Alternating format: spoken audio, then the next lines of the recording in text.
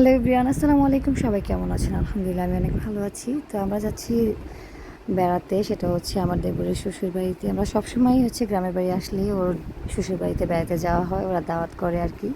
তো সেজন্য হচ্ছে ঈদের দ্বিতীয় দিন আমরা চলে যাচ্ছিলাম ওর বাড়িতে। তো এখানে রাস্তায় যেতে যেতে অনেক সুন্দর সুন্দর ভিউ দেখতেই পাচ্ছেন, আমি ভিডিও করছিলাম আর সেটাই আপনাদের সাথে শেয়ার করছিলাম। গ্রামের প্রকৃতি মানেই হচ্ছে একদম মনোমুগ্ধকর, মানে দেখলেই প্রাণ জুড়িয়ে যায়, দিল জুড়িয়ে যায়, এরকম একটা অবস্থা। বাট আমরা কখনোই মানে হেঁটে হেঁটে তো আর দেখতে পাই না, গাড়িতে করেই আমি যাওয়ার সময় ভিডিওটা নেই আর কি।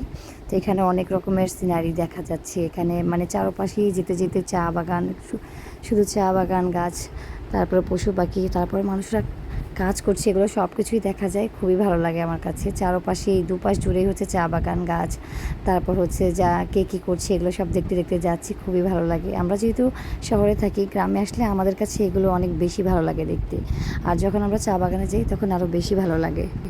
তো দেখতেই পাচ্ছেন কত সুন্দর দেখা যাচ্ছে হচ্ছে চা বাগানগুলো। আর এইদিকে রাস্তাগুলো হচ্ছে অনেক উঁচু পাহাড়ের মতো ছিল, সেগুলো কেটে কেটে রাস্তা বানানো হয়েছে অনেক আগে।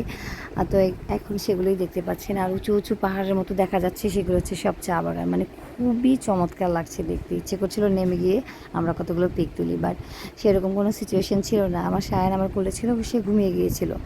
এইদিকে হচ্ছে আমরা চলে আসছি, যতটুকু পর্যন্ত ওদের বাসার এরিয়াতে হচ্ছে সিএনজি যায় ততটুকু পর্যন্ত এসেছি, তারপর কিছুক্ষণ হেঁটে তারপর যেতে হবে।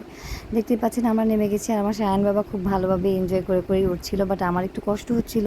এই রাস্তাগুলো দেখতে যতটাই সহজ মনে হচ্ছিল ততটা সহজ না, মানে একটু উঁচু নিচু, উঠতে গেলে অনেক কষ্ট হয়ে যায়। তারপরেও হচ্ছে আমরা হেঁটে হেঁটে যাচ্ছিলাম, কিছু করার নেই। এগুলো সব উঁচু উঁচু পাহাড় ছিল, সেগুলো কেটে কেটে এখন মানুষ হচ্ছে ঘরবাড়ি বানিয়েছে, রাস্তাঘাট বানিয়েছে।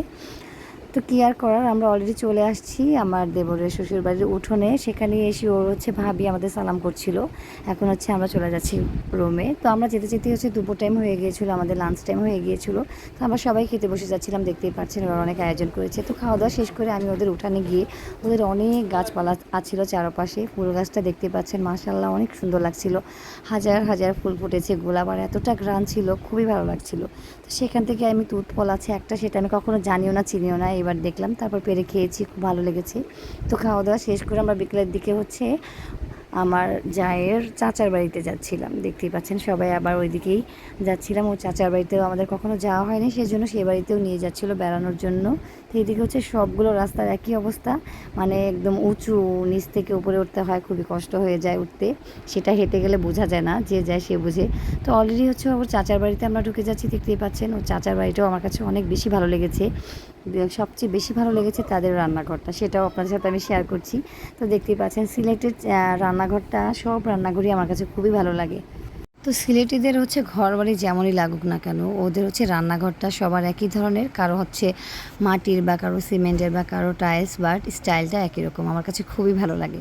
এদিকে হচ্ছে দোলনা পেয়ে শায়ন বাবা খেলছিল, আমার ছোটো দেবরটাও খেলছিল। আর এইটা হচ্ছে যার বাসায় এসেছি তার হচ্ছে মেয়ে। আর এদিকে আমরা নাস্তা টাস্তা করে নিয়েছি, শায়ন বাবা অনেক এনজয় করছে। তো আল্লাহ হাফেজ।